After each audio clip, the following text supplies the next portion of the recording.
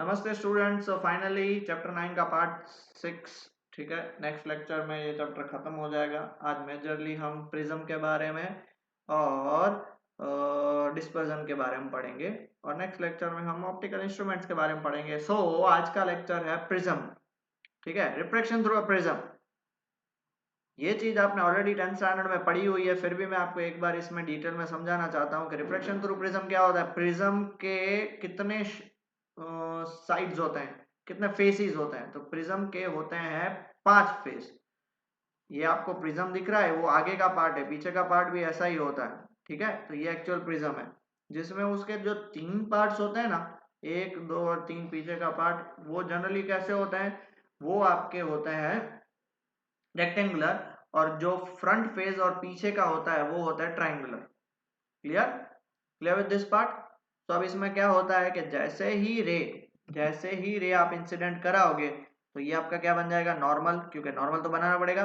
और ये है आपका रेरर मीडियम और ये आपका डेंसर मीडियम। तो रेरर टू डेंसर जाएगी तो it right will band towards the normal. देख रहे हो, नॉर्मल के टुवर्ड्स बैंड हो रही है। फिर वो ऐसे पास हो जाएगी है, फिर वापस उसको यहाँ पे क्या मिलेगा, इंटरफेस मिलेगा। ये डेंसर है और ये रेरर है, डेंसर टू रेरर, वापस ये नॉर्मल बनाया तो it will bend away from the normal. देख लो, away from the normal.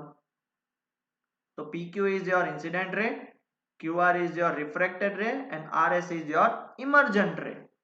Emergent ray. अब देखो, ये PQ आपका इंसिडेंट रे है, RS आपका इमर्जेंट रे है। तो एक्चुअली रे जानी चाहिए थी स्ट्रेट। अगर आप इसको एक्सटेंड करो तो रे जानी चाहिए थी स्ट्रेट। ये डॉटेड लाइन जो है ना आपके पास, देखो ये डॉटेड लाइन, बट हो रही है बैंड इस साइड, तो इसको भी डॉटेड एक्सटेंड करो। तो इन दोनों को एक्सटेंड करोगे तो जो बीच का जो एंगल बना डेल्टा, उसे हम क्या बोलेंगे, एंगल ऑफ डेविएशन। उतना आपकी जो ओरिजिनल रे है वो क्या हो गई, वो हो गई डेविएट उससे, इसलिए उसको बोलते हैं हम angle of deviation. I is angle of incidence, E is angle of emergence, A जो होता है उसे हम बोलते हैं एंगल ऑफ प्रिज्म, और R1 and R2 R angle of refraction. Clear हो गया, पक्का। चलो pause the video, note it down बेटा जल्दी से। ठीक है। Now in the quadrilateral AQN और R, AQN और R, AQNR दिख रहा है, AQNR। आप उसमें देखोगे तो AQ और N जो है, अब देखो ये तो नॉर्मल है, मतलब ये वाला जो एंगल होगा वो 90 डिग्री होगा। ARN है वो भी क्या होगा, 90 डिग्री हो जाएगा। तो ये दो एंगल 90 डिग्री हुए, क्यों हुए पता चल गया बेटा, क्योंकि नॉर्मल है। इसलिए आपको क्या लेना है, मैं देखो इसको ऐसा हो तो आपके लिए मैं पीछे भी लेके जाता हूं ताकि आपको इजी रहे, ठीक है। अब देख लो, in the quadrilateral AQNR, angles at Q and R are 90 degree. Therefore, the sum of the other two angles, अब ये 90 ये 90, टोटल क्वाड्रिलेटरल का एंगल क्या होता है, अब यहाँ पे चेक कर लो, AQN is equal to ARN is equal to 90 degree. चारों का एंगल 360 डिग्री होता है कि नहीं। तो उन दोनों में से 90 90 180 कट कर दो, तो देयरफॉर मैं क्या बोल सकता हूँ, angle A plus angle QNR मिलके कितने बना देंगे, 180 डिग्री। इसको मैं नंबर 1 नाम दे दूं। नाउ इन ट्राइंगल QNR, ये छोटू सा ट्राइंगल है ना, छोटू सा ट्राइंगल आपको दिख रहा है, उसमें आप चेक कर लो, एंगल सम प्रॉपर्टी लगाओगे तो R1 plus R2 plus angle QNR, R1 plus R2 plus angle QNR, वो भी कितना मिलके हो जाएगा, 180 डिग्री। तो उसको नंबर 2 दे दूं। तो फ्रॉम 1 एंड 2 दोनों कितने हैं, 180 डिग्री 180 डिग्री है।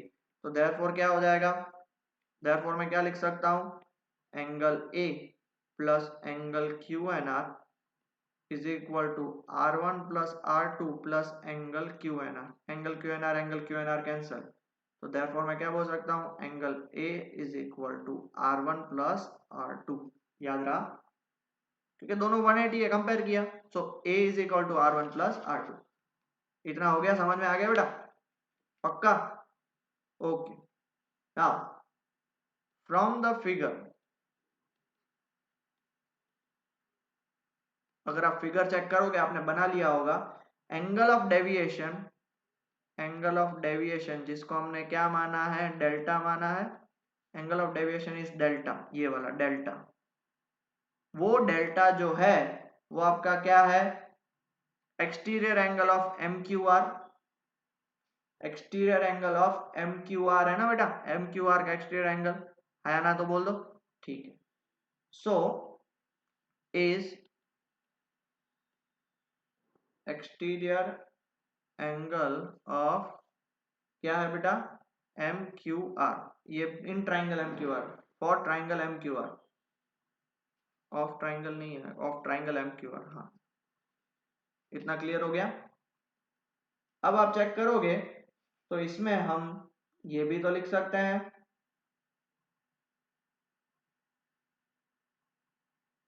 कि भैया ये दोनों जो एंगल्स होंगे, ये दोनों angle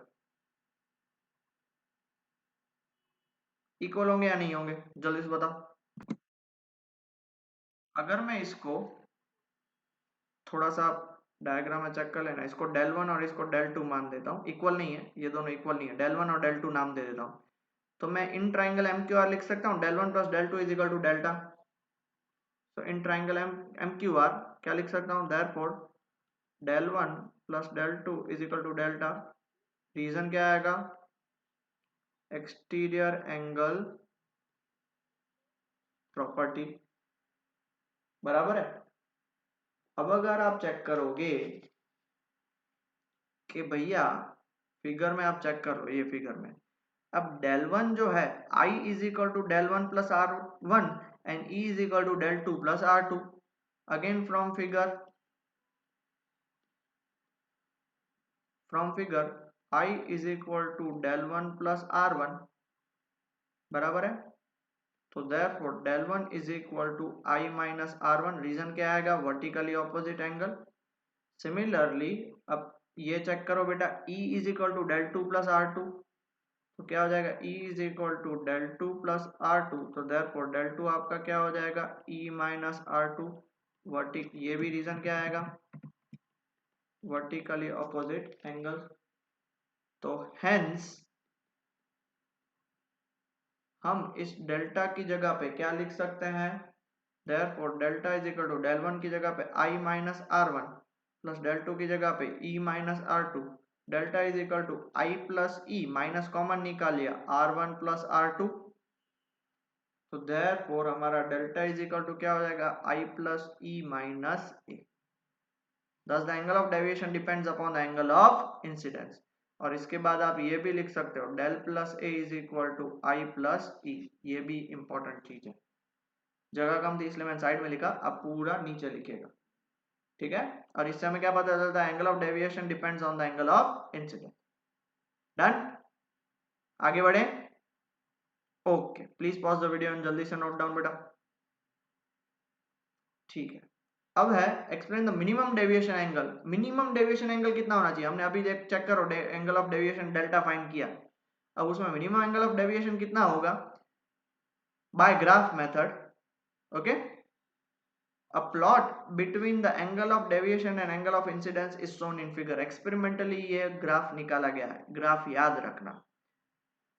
In figure you can see that in general any given value delta except for I is equal to E, एक यही पॉइंट है जहां पे एंगल ऑफ डेविएशन एक आ रहा है, बाकी इसके अलावा कहीं पे भी दो एंगल, फॉर एग्जांपल देखो 50 डिग्री है तो उसके लिए एंगल ऑफ, दो एंगल ऑफ इंसिडेंस के लिए एक एंगल ऑफ डेविएशन होगा, एक 40 से कम और दूसरा 60 से ज्यादा। except for I is equal to E corresponds to two values of I and hence E। I और E दोनों सेम होंगे, I और E ऑलमोस्ट सेम होते हैं, याद रखना, okay। This in fact is expected from the symmetry of I and E in equation, that is del remains the same if I and E are interchange। आपको पता del का formula क्या आता है, I प्लस E माइनस ए।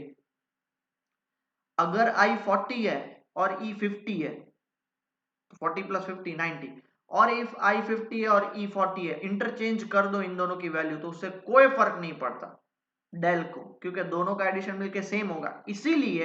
इसीलिए क्या बोला है कि एक पॉइंट जहां पे I और E इक्वल है उसके अलावा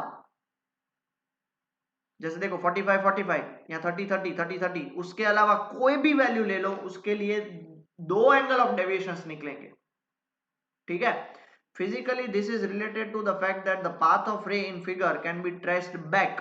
जो हमने ये फिगर चेक किया तो उसमें जो पाथ था वो अब वापस उसे उसी जगह पे, यहां से देखे जैसे मैंने लाइट फेंकी तो ये पाथ ट्रेस किया, यहां से मैं लाइट फेंकूंगा तो वही पाथ उसे ट्रेस करेगा, resulting in the same angle of deviation at the minimum deviation DM. DM मतलब छोटा सा angle of minimum deviation, the refracted ray inside the prism becomes parallel to its base. जैसे देखो ये हमने देखा ना, अंदर वाला पैरेलल टू द बेस है क्योंकि यहाँ पे जो डेल है वो कितना है, डेल एम है। डी जो एंगल ऑफ डेविएशन है वो कितना है, छोटा सा है। आ गया समझ में, parallel to its base. In short आपको यही समझना है, ये ग्राफ से आपको ये पता चला कि भाई del is equal to I plus E minus A है, एक ही condition I is equal to E में, उसके अलावा आप कहीं पे भी देखोगे तो दो एंगल ऑफ डेविएशन आएंगे, वो बात नक्की है। आया समझ में, दो एंगल ऑफ एक ही एंगल ऑफ डेविएशन पर दो एंगल ऑफ इंसिडेंस के लिए एक ही एंगल ऑफ डेविएशन आएगा। मान लो 30 40 से कम के लिए और 60 से ज्यादा के लिए सेम एंगल ऑफ डेविएशन। मैंने गलती से आपको बता दिया कि दो एंगल ऑफ डेविएशन आएंगे, बट एक ही एंगल ऑफ डेविएशन आएगा फॉर दो वैल्यूज ऑफ आई एंड ई, ठीक है। ये चीज याद रखनी है आपको।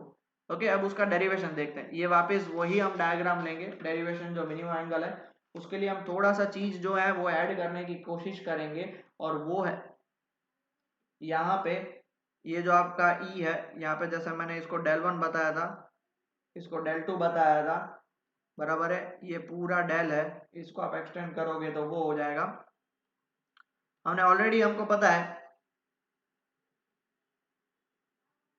वी नो दैट, हमें क्या पता है, हमें पता है कि i प्लस ई हमेशा क्या होगा, a plus del. But if i is equal to E तो आपका डेल क्या हो जाएगा, मिनिमम डेविएशन, वो हमने अभी ग्राफ से चेक किया, देखो सबसे कम i इज इक्वल टू ई के लिए डेविएशन सबसे कम होगा। जो मिनिमम डेविएशन आ रहा है वो 40 डिग्री है, और उस कंडीशन पे i और e दोनों क्या आ रहे हैं, सेम आ रहे हैं, तो for i is equal to E del is equal to del M. Clear हुआ, तो therefore i is equal to E, तो e की जगह पे मैं i डाल दूं, a प्लस डेल की जगह पे मैं क्या डाल दूं, डेल m। तो इसको मैं क्या बोल सकता हूं, 2i is equal to a plus del m। लिख लिया, तो इससे देयरफॉर हमें i क्या मिलेगा, i is equal to a plus del m by 2। अब applying Snell's law for surface A B surface के लिए स्नेल्स लॉ अप्लाई करो, n1 sin i is equal to क्या होगा, n2 sin r1, क्या होगा, n1 sin i is equal to n2 sin r1, बराबर है।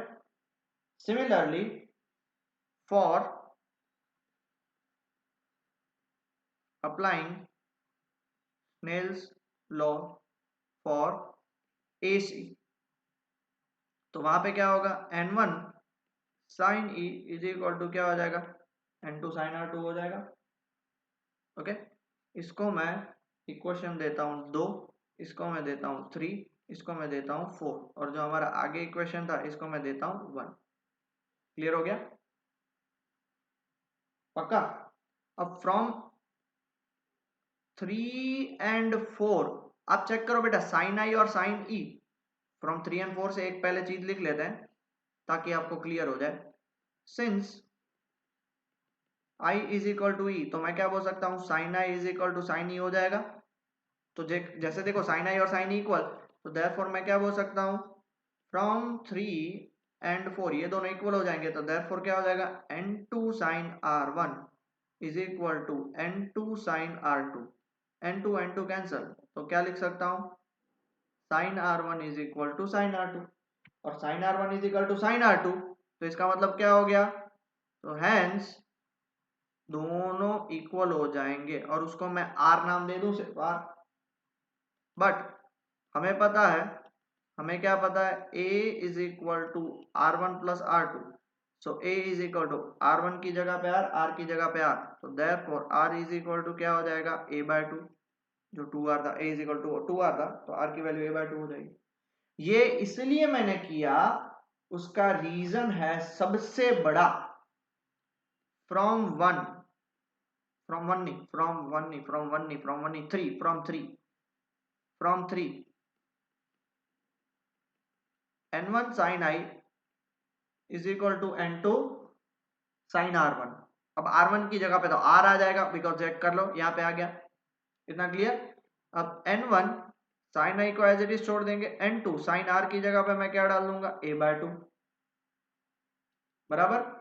अब i की वैल्यू भी हमारे पास ऑलरेडी निकली हुई है, i की वैल्यू फ्रॉम 2, तो यहाँ पे एक ही साथ दो स्टेप्स कर देते हैं। ओके, इसको हमने आगे क्या नंबर दिया था, इसको हमने नंबर दिया था 4, इसको मैं 5 दे देता हूं। So from 2 and 5, n1 sine i की जगह पे क्या आ जाएगा, हमने चेक किया था a plus del M by 2, और n2 साइन r की जगह पे क्या आ जाएगा, a/2 बराबर है।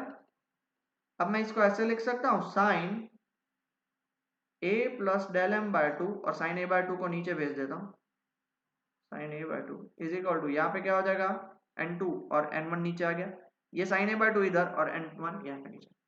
Please pause the video, note it down जल्दी से, फिर आगे बढ़ते हैं।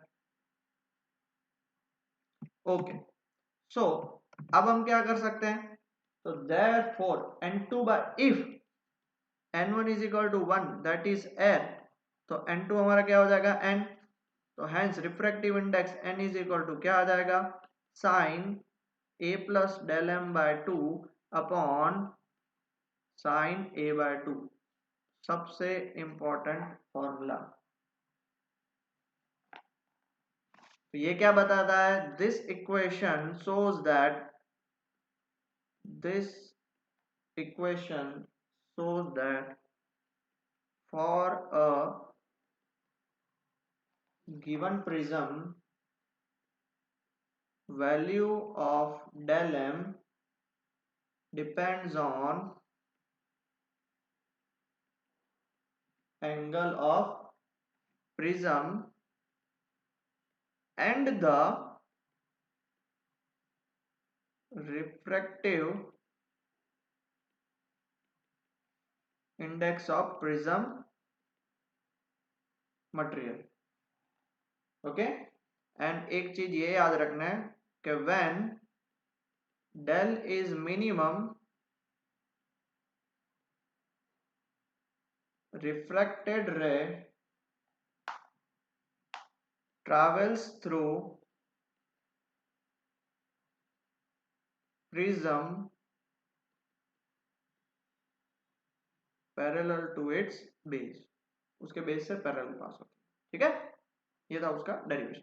अब आप बोलोगे सर हमको एग्जाम में आया तो क्या करेंगे, तो देखो ये सबसे पहला रिफ्रैक्शन थ्रू प्रिज्म बराबर है, उसमें आपको ये लिखना है, इसको बोलते हैं angle of prism formula, angle of prism formula बराबर है, और एंगल ऑफ डेविएशन का फॉर्मूला ये है फॉर मिनिमम डेविएशन पूछा जाए तो ये सब भेजामारी जो हमने करी है वो करने की। और उसमें भी फॉर थिन प्रिज्म के लिए तीसरा और फाइनल फॉर्मूला, थिन प्रिज्म के लिए देख लो, ठीक है। थिन प्रिज्म के लिए हमें पता है, thin prism is what, thin prism किसको बोलते हैं, thin prism is a prism, the prism which has, the prism which has small angle of prism, और एंगल ऑफ प्रिज्म क्या होता है, a is called thin prism। अब हमें पता है रिफ्रैक्टिव इंडेक्स n क्या होता है, sine a plus del M by 2 upon sine a/2।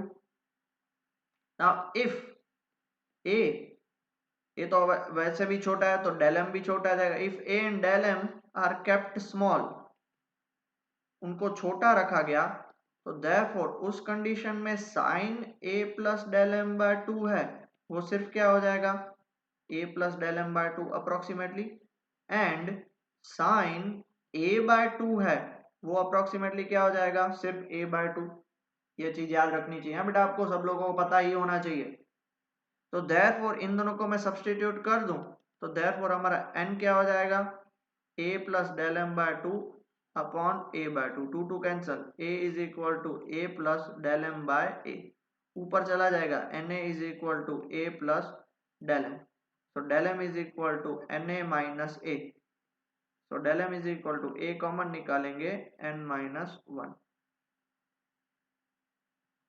तो उसका मतलब क्या हो गया, डेल एम डिपेंड्स ऑन, अब बोलो सर आपने तो क्वेश्चन में डी एम लिखा, अरे डी लिखो या डेल लिखो मतलब वही है, डिपेंड्स ऑन सिर्फ स्पेसिफाई कर देना, किस पे डिपेंड करेगा del M, refractive index and angle of prism जो हमने पहले ही लिख लिया था, तो जब थिन प्रिज्म आएगा तो सीधा एंगल ऑफ मिनिमम डेविएशन के लिए ये फॉर्मूला आप डाल सकते हो, बहुत ही इंपॉर्टेंट और सबसे इंपॉर्टेंट कह सकते हैं इसे, आ गया समझ में।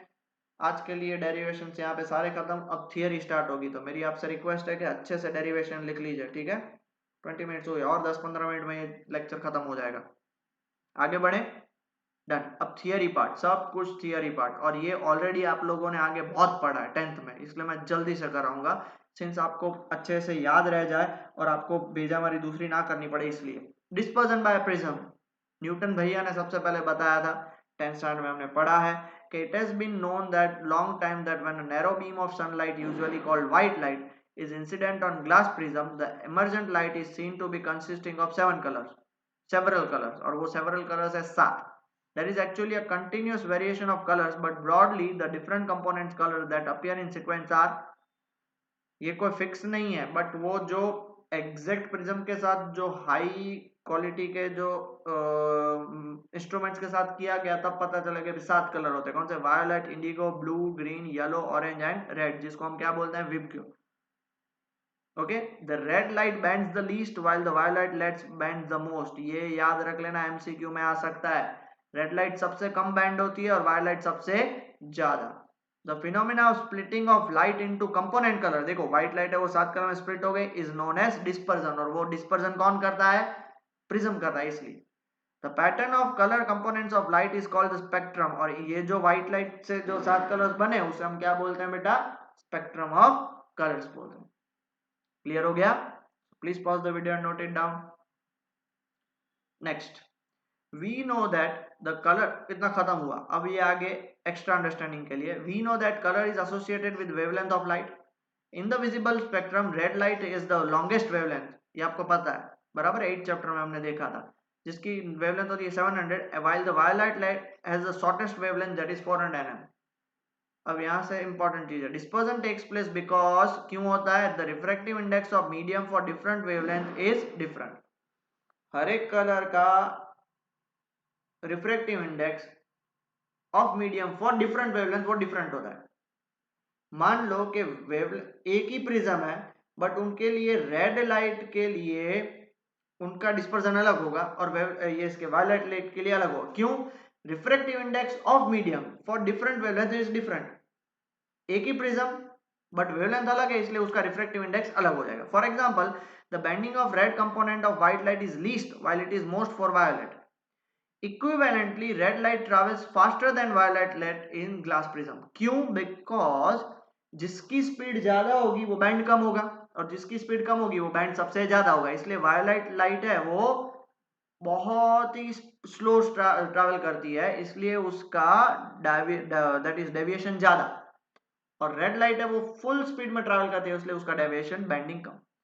The table gives the refractive indices of different wavelengths for crown glass and flint glass। देखो वायलेट कलर में वेवलेंथ 369.6 है, बराबर है, क्राउन ग्लास में और फ्लिंट ग्लास में दोनों में उसका रिफ्रैक्टिव इंडेक्स अलग होगा। ब्लू कलर की वेवलेंथ ये है, क्राउन ग्लास और फ्लिंट ग्लास, देखो दोनों का डिफरेंस देख रहे हो, अब बोलो सर कहाँ पे ज्यादा, 0.01 का, अरे भाई ये भी बहुत ज्यादा होता है, आगे समझ में, दोनों ग्लास में हर एक कलर की रिफ्रैक्टिव इंडेक्स अलग है। Thick lenses could be assumed as made up of many prisms, therefore thick lenses show chromatic aberration due to dispersion of light। जो मोटी मोटी लेंसेज आती हैं जो हम टेलीस्कोप में यूज करते हैं या माइक्रोस्कोप में यूज करते हैं और सब जगह पे, वो ऐसा माना जाता है कि वो थिन लेंस जो होते हैं ना, थिन लेंस, छोटे छोटे प्रिज्म्स, थिन लेंस नहीं, छोटे छोटे थिन प्रिज्म्स, उनसे बनी हुई है। अब इसलिए प्रिज्म से तो आपको पता है कि बाहर 7 कलर 7 कलर 7 कलर 7 कलर ऐसे निकल आएंगे, इसलिए वो आप देखोगे तो क्रोमेटिक अबर्जन दिखता है। क्रोमेटिक अबर्जन मतलब एक टाइप का डिस्टर्बेंस है, डिस्टर्बेंस मतलब हमें जो वो उसके आसपास किसी भी ऑब्जेक्ट के आसपास हमें कलर्स कलर्स ज्यादा दिखेंगे। क्यों होता है? Because of dispersion of light. Chromatic aberration मतलब एक टाइप का आपका डिस्टर्बेंस है। कैसे होता है मैं दिखाता हूं आपको। देख लो बेटा, ऐसे होता है क्रोमेटिक अबर्जन। ये आपका ये आपका ओरिजिनल इमेज है, बट क्रोमेटिक अबर्जन के कारण वो ऐसा दिखता है। उसकी जो बाउंड्री एज होते हैं ना, उस पर कलर कलर्स दिखते हैं। जिनको फोटोग्राफी का शौक होगा उनको आइडिया होगा। ठीक है, हम उसको इतना डिटेल में नहीं पढ़ना है, तो आगे बढ़ते हैं हम। The variation of refractive index with wavelength may be more pronounced in some media than the other. अब देखो, ये refractive index crown glass, flint glass है, उसके अलावा और कोई मीडियम लिया तो वहां पे भी रिफ्रैक्टिव इंडेक्स अलग हो सकता है। In vacuum of course the speed of light is independent of wavelength. Vacuum में तो वेवलेंथ का कोई लेना देना ही नहीं है, इसीलिए वैक्यूम में सारे कलर जो है वो एक ही स्पीड से भागते हैं। Thus, vacuum is a non-dispersive medium in which all colors travel with the same speed. कोई मीडियम आया, वहीं पे कलर्स की क्या होती है, स्पीड अलग हो जाती है। जो डिफरेंट हमारे व्हाइट लाइट जो 7 कलर से बनी हुई है, उनकी स्पीड अलग अलग हो जाती है, पर इस वैक्यूम में नहीं होती है। This also follows from the fact that sunlight reaches us in the form of white light and not as its component. बीच में पूरा वैक्यूम है, इसलिए हमारे आंखों तक वो व्हाइट लाइट के फॉर्म में पहुंचती है, वरना तो क्या होता, सारे कलर्स अलग अलग हो जाते हैं। On the other and glass is a dispersive medium, इसलिए ग्लास से जब आप सनलाइट को पास कराओगे तो मे बी 7 कलर में स्प्लिट हो सकता है, वैसे प्रिज्म में करोगे तो बिल्कुल स्प्लिट हो जाएगा। ठीक है, ये उसका थोड़ा बहुत आपको नॉलेजेबल पॉइंट्स थे, important point. Okay, done. Next, अब आ जाते हैं नेचुरल फिनोमिना, जिसका पहला नाम है रेनबो। रेनबो, ये भी आपने 10th में पढ़ लिया। The rainbow is an example of the dispersion of sunlight by the water drops in the atmosphere. पता है ना, छोटे छोटे ड्रॉप्स होते हैं एटमॉस्फेयर में, वो डिस्पर्स करते हैं। This is a phenomena due to combined effect of dispersion, सबसे पहले dispersion, refraction and internal reflection of sunlight by spherical water droplets of rain. क्या होता है, ये सनलाइट है, रिफ्रैक्शन, डिस्पर्जन, इंटरनल रिफ्लेक्शन और वापस refraction. The condition for observing a rainbow are the, सबसे पहला ये कंडीशन याद रखना, क्या? The sun should be shining in one part of the sky, say near western horizon, while it is raining in the opposite part of the sky. मतलब आप जहीं पे भी रेनबो देख रहे हो, exactly उसके opposite sun होना चाहिए। An observer can therefore see a rainbow only when his back is towards the sun. मतलब हमारी back sun के towards होनी चाहिए। ठीक है, क्लियर? ये था उसका इंट्रोडक्शन पार्ट।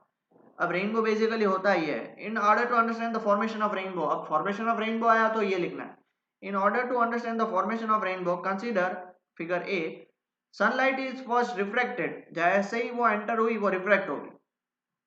एंटर से रेन ड्रॉप, वो क्या हो जाएगी, रिफ्रैक्टेड। अब रिफ्रैक्शन होगा इसलिए डिस्पर्जन तो होगा ही, which causes the different wavelengths of white light to separate. हमने अभी बात करी थी, रिफ्रैक्शन हुआ, एक मीडियम में ट्रैवल हो गए, मतलब वहां पे सबकी स्पीड अलग हो जाती है। तो देखो, सब अलग अलग स्पीड से ट्रैवल करेंगे, इसलिए स्प्लिट हो गए। Longer wavelength that is light are bend the least, while the shorter wavelength are band the most। देखो, रेड है वो बिल्कुल स्ट्रेट पास हो रही है, whereas वायलेट है वो ज्यादा बैंड हो रही है। अब फिर क्या होता है, next this component rays strike the inner surface of the water drop and gets internally reflected. If the angle between the reflected ray and normal to the drop surface is greater than the critical angle 48 degree, अगर 48 degree से ज्यादा होगा तो ही, वरना नहीं। इसकी बात नहीं कर रहा हूं मैं, यहाँ पे जो जो एंगल यहाँ पे इन दोनों के बीच का जो एंगल होगा ना, मैं इसकी बात कर रहा हूं, क्योंकि यहाँ पे रिफ्लेक्ट हो रहे हैं और क्रिटिकल एंगल इस सरफेस पे देखना है। ये दो एंगल को चेक ही नहीं करना है, ये दूसरे दो एंगल है, वो बाद में समझाता हूँ। The reflected light is then again reflected as it comes out of the drop. अब जैसे देखो, यहां से आएगा, यहाँ पे से क्या होगा, वापस denser to rare, bend bend away from the normal. यहाँ पे क्या था, बैंड टूवर्ड्स द नॉर्मल, क्योंकि rare to denser, internal reflection, फिर वहां से वापस क्या होगा, bend away from the normal. It is found that the violet light emerges at an angle 40 degree related to the incoming sunlight and red light emerges at 42 degree with respect to incoming sunlight। Sunlight के respect में जब बाहर निकलते हैं तो violet light 40 degree से बाहर निकलती है और रेड लाइट है 40 डिग्री से। For the other colours angle lie between the this values, और दूसरे सब कलर्स के लिए जो एंगल्स हैं वो इनके बीच में रहेंगे। क्यों? क्योंकि विबग्योर वी से स्टार्ट होता है, आर पे एंड होता है, तो बाकी सारे एंगल्स उनके बीच में होंगे। क्लियर? अब उसके बाद ऐसा जरूरी थोड़ी एक ही है। Figure B explain the formation of primary rainbow. दो टाइप के रेनबो होते हैं, प्राइमरी और सेकेंडरी। प्राइमरी क्या होता है? We see that red light from drop 1 and white light from drop 2 reach the observer I.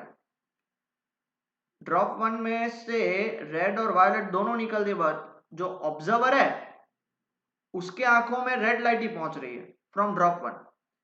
Where rain drop 2 से observer के आंखों में सिर्फ वायलेट लाइट पहुंच रही है, रेड लाइट डिस्पर्स हो गई। विबग्योर मतलब वायलेट ऊपर होना चाहिए, बट प्राइमरी रेनबो में क्या होता है? प्राइमरी रेनबो में उल्टा होता है। ठीक है, विबग्योर उल्टा होता है, इसलिए देखो violet, indigo, blue, green, yellow और रेड, और yellow, orange and red. The violet from drop 1 and red and from drop 2 are directed at level above or below the observer. Violet from drop 1 ऊपर चला जाएगा, red from drop 2 आगे पीछे हो जाएगा, इसलिए वो आंखों तक नहीं पहुंचाएगा। Thus the observer sees a rainbow with red color on the top and violet at the bottom. Thus the primary rainbow is a result of three-step process, that is refraction, reflection and refraction. पहले reflection हुआ, फिर reflection हुआ, फिर वापस reflection होगा। ये जो था वो एक के लिए था, यहाँ पे ये खत्म हो गया कि how is rainbow form, how is primary rainbow form, तो ये आएगा। हर एक छोटे छोटे क्वेश्चन समझो, ठीक है। अब बात करते हैं सेकेंडरी रेनबो की। ठीक है, सेकेंडरी रेनबो क्या होता है? जिसमें वायलेट ऊपर होता है और रेड नीचे होता है। When light rays undergoes two internal reflection inside a rain drop. ऐसा जोड़ी जरूरी है कि एक ही रेन ड्रॉप में एक ही बार इंटरनल रिफ्लेक्शन होगा, एक से ज्यादा हुआ तो फॉर दिस केस क्या होता है? पहले गया इंटरनल रिफ्लेक्शन, वापस रिफ्लेक्शन होगा तब आ रहा है। तो अब दो बार इंटरनल रिफ्लेक्शन होगा तो पूरा उल्टा हो जाएगा। उल्टा हो जाएगा मतलब वायोलेट ऊपर हो जाएगा और रेड नीचे आ जाएगा। इसलिए फर्स्ट ड्रॉप में से ऑब्जर्वर के आंखों में वायलेट पहुंचता है और सेकंड ड्रॉप से रेड पहुंचता है, इसलिए विबग्योर जो एग्जैक्ट उसका पोजीशन है वो। Instead of one as in primary rainbow, a secondary rainbow is formed as shown in figure C. It is due to four-step process. The intensity of light is reduced at the second reflection and hence the secondary rainbow is fainter than the primary rainbow. अब देखो दो बार उसका reflection हो रहा है, इसलिए आपको पता है इंटरनल रिफ्लेक्शन में उसकी इंटेंसिटी जब बाहर आते आते उसकी इंटेंसिटी काफी कम हो जाएगी, काफी कम हो जाएगी, इसलिए वो काफी फेंट होता है। अगर आप ध्यान से देखोगे तो ही पता चलेगा, वरना नहीं पता चलेगा। इसलिए मोस्ट ऑफ द केसेस में सेकेंडरी रेनबो बनता ही नहीं है। Further, the order of the color is reversed as it is seen from the figure C. उल्टा हो जाता है, उल्टा दो बार रिफ्लेक्शन हुआ है। So this is the question for secondary rainbow formation. Okay, clear with this part? Done. And finally, scattering of light. MCQ में सबसे ज्यादा ये क्वेश्चंस आते हैं। As sunlight travels through the Earth's atmosphere, it gets scattered. आप सब जानते हो, सब आपने 10th में पढ़ा। स्कैटर का मतलब क्या हो गया? वो change its direction by the atmospheric particles. Atmospheric particles मतलब उसमें डस्ट, एयर, ऑक्सीजन, वाटर सब आ जाएंगे। Light of shorter wavelength is scatter much more than the light of longer wavelength.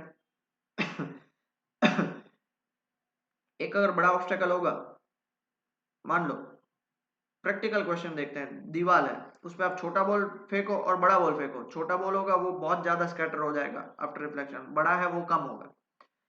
Scattering is inversely proportional to the fourth power of wavelength. This is known as Rayleigh scattering. ये आपको याद रखना है, Rayleigh scattering, fourth power of wavelength मतलब देखो ये रहा 1 by lambda का power 4.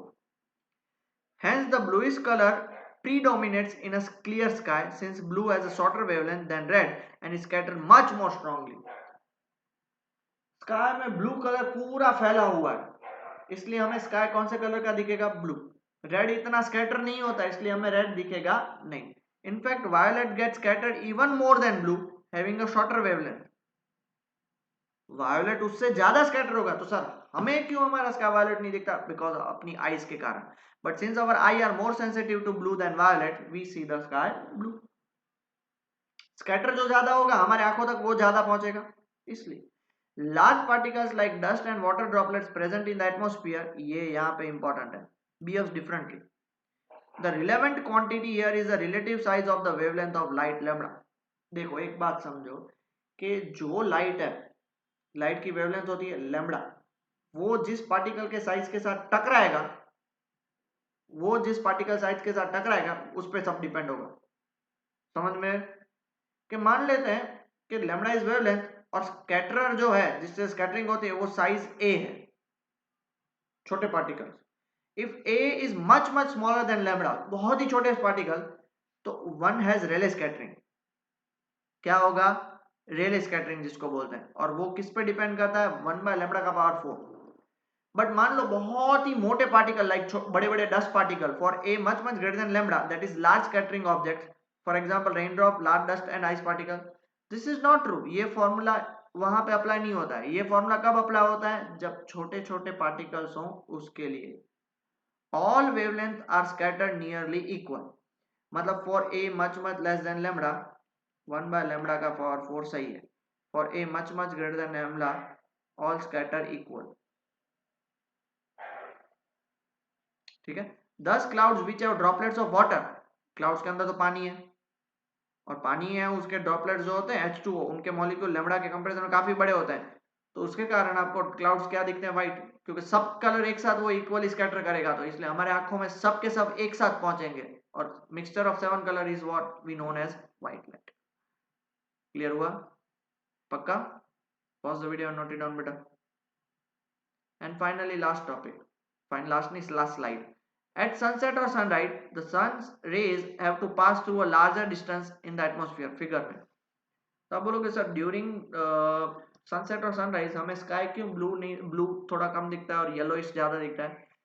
अब देखो, ये हम बात करें आफ्टरनून में, आफ्टरनून में सिर्फ इतना डिस्टेंस ट्रैवल करना है, वेयर एज ड्यूरिंग सनसेट या सनराइज डिस्टेंस इतना ट्रैवल करना है। इसको मान लेता हूँ x और इसको मान लेता हूँ 1, y कौन ज्यादा? ऑब्वियसली y ज्यादा। इतना ज्यादा डिस्टेंस ट्रैवल करना है, इसलिए जो ब्लू कलर की लाइट स्कैटर हुई थी वो इतनी स्कैटर हो जाएगी कि हमारे आंख तक ही नहीं पहुंचेगी। तो most of the blue light and other shorter wavelength are removed by scattering. Scattering के कारण बहुत ही फैल जाती है। अब बहुत ही फैल जाएगी तो उसको पकड़ना मुश्किल है, इसलिए हमारे आंखों तक नहीं आएगी। The least scatter light reach our eye, इसलिए जो कम स्कैटर लाइट है वो हमारे आंखों तक पहुंचेगी। Therefore the sun looks reddish. This explains the reddish appearance of the sun and full moon near the horizon. Moon भी पता है ना क्या होता है? बहुत बार मून रेड हो जाता है, उसका रीजन यही है। ठीक है। और वो मून जब देखो आप, जब ऊपर जब मून होगा तब कभी भी वो रेड नहीं होगा। आज के दिन चेक कर लेना, आज फुल मून का डे है। अब नीचे होगा, अब तो शायद थोड़ा थोड़ा ऊपर आता जाएगा। जब नीचे था तब आप चेक करोगे तो फुल मून के near the horizon full moon आपको रेडिश दिखता है। Okay, this is the reason. So finally आज का लेक्चर हम यहीं पे खत्म करते हैं। आज का लेक्चर थोड़ा बड़ा था, लिखने का पार्ट ज्यादा है, आई नो, बट आप कर सकते हो। नेक्स्ट लेक्चर में इंस्ट्रूमेंट्स ही हैं, टेलीस्कोप और माइक्रोस्कोप, बराबर है। वो खत्म करके एक्सरसाइज काफी बड़ी है तो थोड़ी एक्सरसाइज नेक्स्ट लेक्चर में लेंगे, और नेक्स्ट लेक्चर में एक्सरसाइज को खत्म कर देंगे। एंड मेरी आप लोगों से एक क्वेश्चन है, अगर आप सब लोग ये वीडियो देख रहे हो तो मुझे किसी को कुछ प्रॉब्लम हो तो बताना। मैं सोच रहा हूँ कि अभी देखो सिंस 7 से केवी वालों की एग्जाम स्टार्ट हो रही है, अभी गुजरात बोर्ड की स्टार्ट हो रही है, सब अभी एग्जाम्स में बिजी हैं। तो मैं ऐसा सोच रहा था कि कोर्स हमें तो कंप्लीट करना ही है, तो मैं इसलिए चालू तो रखूंगा। ये चैप्टर खत्म होने के बाद मैं वेव ऑप्टिक्स की जगह पे सोच रहा हूँ कि मैं सेमीकंडक्टर वाला चैप्टर ले लूँ, क्योंकि वो ईजी है। वेव ऑप्टिक्स काफ़ी कॉम्प्लिकेटेड है, इसलिए मैं नहीं चाहता कि आपके कारण आपके लिए वो डिफिकल्ट हो। और फिर जैसे ही सेमीकंडक्टर खत्म हो तब मैं उसके बाद मैं डेली फिजिक्स के वीडियोस भेजने का सोच रहा हूँ, ताकि कोर्स भी हमारा जल्दी से खत्म हो सके और आप रिवाइज कर सको। अगर किसी को इसमें दिक्कत आ रही हो जो मैंने अभी आपको बताया, तो please message me personally on my number 9624783923, तो मुझे पता चले। ठीक है ना? तो please study well and take care बेटा।